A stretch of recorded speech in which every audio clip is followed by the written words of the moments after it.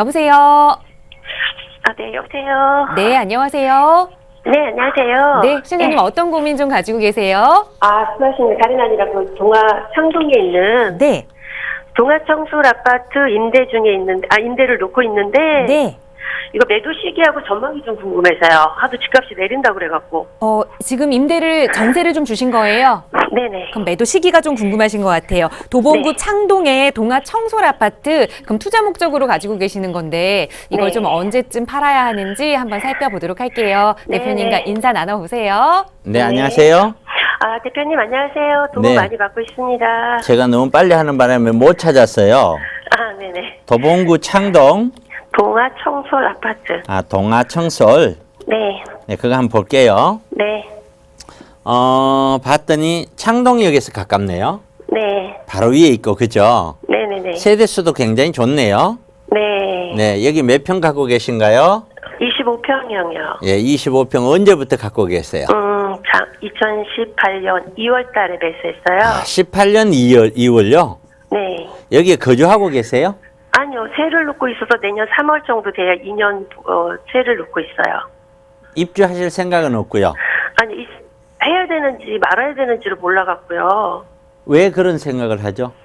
이제 뭐 다른 방송 보면 자꾸 집값이 떨어진다, 개발과 아니, 상관없이. 집값이 네. 떨어진다고 해서 갖고 있는 집을 다 파는 건 아니잖아요. 그러니까요. 집이 이거 말고 또 있나요? 아니요, 1주택자 그거 하나예요. 1주택자군요. 네. 자, 이렇게 볼게요. 네. 제 의견을 드리면은, 첫째, 네. 왜 작년에 이거를 구입을 했을까? 네. 저는 작년에도 구입하지 말라고 얘기했거든요. 어, 이유는 2017년도 제가 구입하지 말라고 그랬어요. 네. 그러니까 어떤 사람은 제가 구입하지 말라고 그래서 안 샀더니 가격이 너무 올라 버렸다. 네. 내 말 들어서 잘못됐다. 이렇게 얘기하시는 분도 계세요. 네. 뭐 그렇게 될 수도 있는 거죠. 네. 근데 제가 왜 구입하지 말라라고 얘기했냐면은 네. 우리는 이런 부동산은 구입 시기가 있고 네. 매도 시기가 있어요. 네네. 그러면 이게 아무리 빨라도 3년이에요. 네. 내가 들어가서 또 살아야 되니까요. 네. 내가 들어가서 사는 사람은 무주택자가 이런 걸 샀을 때는 이런데, 그러면은 제가 보는 눈에 17년, 18년은 어떻게 봤냐면은 네. 2017년 말 18년 초에는 네. 부동산 가격이 꺾일 줄 알았어요. 기존의 데이터를 보면은. 네네. 그런데 다른 세계적인 다른 나라에, 외국에 있는 나라들은 다 꺾였어요. 근데 네네. 우리나라만 안 꺾이고 1년을 더 밀고 갔어요. 네. 이건 저는 이상적인 현상으로 보는 거죠. 네네. 얘만 더 올라갈 이유가 없는데 간 거예요. 아, 거기다가 지금 다시 꺾였단 말이에요. 네. 그러면은 이 꺾였는 것이, 그러면은 다른 나라도 다 꺾여 우리도 꺾였는데 꺾이자마자 다시 올라가느냐, 이거는 말이 안 맞는 거죠. 반드시 일정한 기간을 가서 조정기를 거쳐서 바닥을 확인하고 다시 올라간다 이거죠. 그럼 지금 예를 들어서 가격이 거꾸로 올라간다 칩시다. 네. 가격을 올릴 수 있는 어떤 요인들이 뭐가 있어요? 우리 경제가 좋은가요? 아니요. 아니죠. 네. 가격이 지금까지 올랐는 게 적게 올랐나요? 아니요. 아니죠. 네. 사회적으로 젊은이들이 막 늘어나서 우리 경제 성장률이 막 커가는 그런 현상인가요? 고령화 시대인가요? 고령화 시대죠. 그거 아니죠. 네. 그럼 우리 경제가 뭘 갖고 가격이 올린다는 거예요? 그렇죠. 네. 그러면 결국에는 경제가 바닥을 찍고 올라가는 시점, 또 사회 문화적으로 이 가격을 받아들일 수 있는 시점까지는 조정이 돼져야 되는 거죠. 조정이 되면은 비로소 그 사회에서 이 정도면은 받아들일 수 있는 가격이 형성되면 그때부터 다시 이제 치고 올라갈 수 있는 거죠. 네. 그게 정확하게 몇 년 뒤다라고 얘기할 수는 없는 거죠. 그래서 그와 똑같은 현상이 08년도 금융위기가 왔잖아요. 네. 근데 08년도는 어떤 일이 있었냐면은 우리가 잘못돼서 가격이 꺾인 게 아니잖아요. 네네. 미국의 금융이 잘못돼서 그런 거잖아요. 네네네. 근데 08년 금융위기 딱 오고 09년도 아파트 가격이 뚝 떨어졌느냐? 전혀 그렇지 않거든요. 네. 지금 우리는 금융위기가 온 것도 아니잖아요.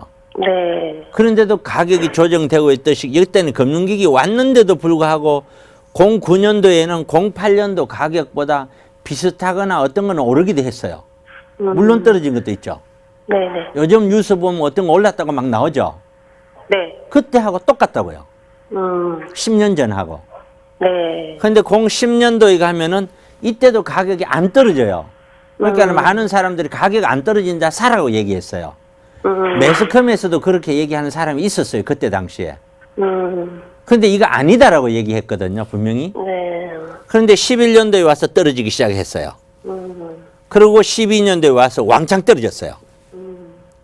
그리고 제가 지난 시간에 방송을 제대로 보셨는지 모르겠는데 장단기 금리 역전이라고 관련해서 제가 뉴스에 설명한 게 있어요.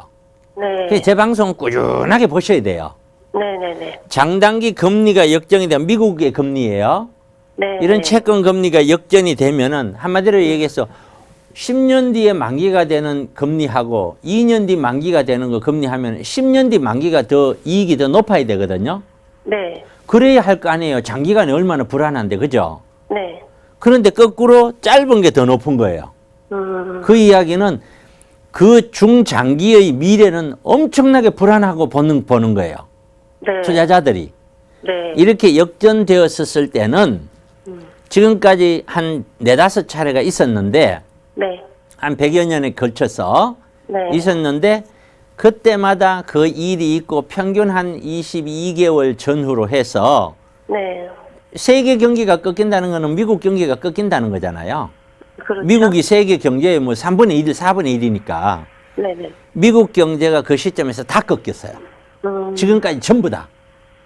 그러면 이번에도 이렇게 했으면 일단 22개월 전후로 해서는 꺾일 수 있다라고 보는 게 맞잖아요. 네. 꺾일지 안 꺾일지는 아무도 몰라.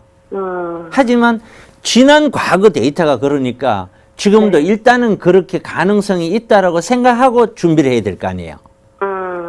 그 계산도 이렇게 해보면은 제가 평상시에 계속 얘기해 왔던 거. 그러면 지금부터 2년 뒤라고 보면은 2021년이잖아요. 네. 근데 그게 아니더라도 제가 2008년도, 09년도, 010년도, 11년도 이 가격 흐름은 우리가 겪었잖아요. 네. 이 가격 흐름하고 비교해봐도 딱 맞아 떨어지는 거예요. 그럼 그러면은 저는 언제 매수? 갈수록 위험하다는 거예요. 네. 이게 이렇기 때문에 이 꼭지점에서 08년도, 09년도 이럴 때 07년도 이럴 때는 제가 매입하지 말라고 한 거예요. 왜? 팔 시간이 없다는 거예요. 그러다가 떨어져 보면 나중에는 자산 손실이 온다는 거예요. 그게 전체적인 흐름을 가지고 보는 거예요. 네네. 이게. 그래서 그런 흐름적으로 딱 봤었을 때는 네. 이런 아파트는 뭐 흐름적으로 보면 모든 실물 자산의 아파트 팔아야 되지만 네. 1가구 1주택자로서 이걸 갖고 있다. 네. 이왕에 샀으면은 방법이 없는 거지. 그냥 일단은 끌고 이거 이렇다고 해서 무조건 팔고 또다시 전세 기다리고 있다가 네. 또 그 시점 기다렸다가 사고 이렇게 물론 갈 수는 있어요. 네. 적극적으로 투자를 한다면은 투자의 무게중심을 확실히 실른다면 그게 맞죠. 그리고 투자에 확실히 무게중심을 실른다면 이쪽에 있는 아파트 사면 안 되죠. 훨씬 더 안쪽으로 내려왔었어야 되고 네. 다행히 소형이라서 그나마 다행인 거고요. 네. 그래서 최종적인 결론은 매수 시기가 너무 좀 그랬다. 매수 시기가 너무 가파를 때 샀다. 네. 그 다음에 1가구 1주택이라면 이걸 가지고 또 내가 무조건 팔아라.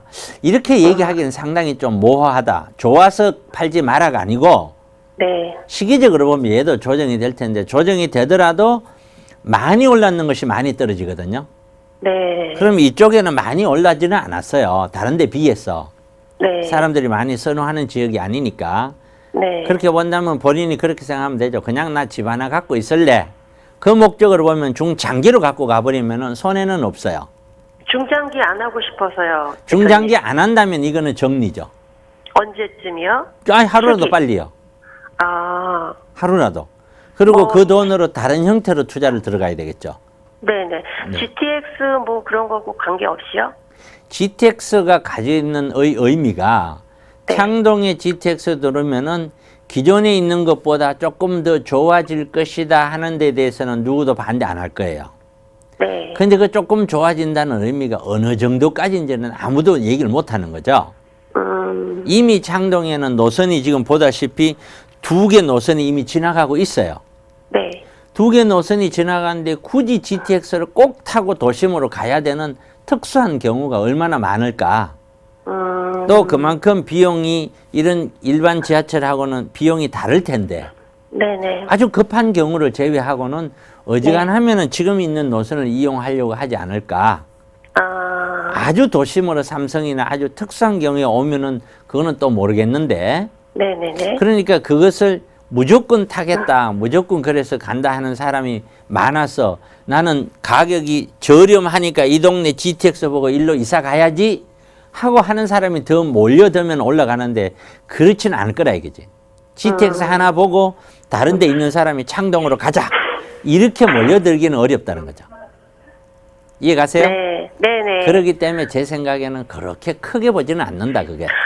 그럼 대표님 한 가지만 여쭤볼게요. 이거 그러면 네. 제가 거주를 안 해서 비과 과세를 해야 되잖아요. 양도세. 예. 그거를 감수해서라도 파는 게 맞는 거예요, 대표님? 만약에 2, 3년 더 지냈다가 네. 지금보다 몇 천만 원이고 얼마가 떨어졌어요. 네. 그랬었을 때도 후회 안 하겠어요? 하겠어요? 후회할 것 같은데요. 후회할 것 같으면 파세요, 지금. 양도세 저는 그렇게 감수하더라도? 생각한다는 거야. 많은 네. 사람들이 나와서 각자 의견을 얘기하잖아요. 네. 근데 우리 시청자분들은 저희들한테 요구하는 게 뭐냐면 점쟁이처럼 찍어달라고 얘기해요. 네. 우리들 중에 점쟁이 한 명도 없죠. 네. 전문가들이 무슨 점쟁이 아니잖아요. 네. 각자의 데이터를 가지고 거기에 제가 합리적인 설명을 하는 사람들이거든요. 네. 네네. 예, 그런 거예요. 근데 제가 네. 보는 눈에는 여러 가지 데이터상, 여러 가지 경험치상 저는 이걸 끌고 간다고 해서 많은 이익을 가져다 주지는 않는다. 오히려 조정되는 쪽에 무게를 실는 거예요. 자, 거기까지 그러면 말씀드릴게요. 간단하게 한 가지만요. 아니, 그 정도 하시죠. 다른 분들 또 있으니까. 예, 고맙습니다. 네.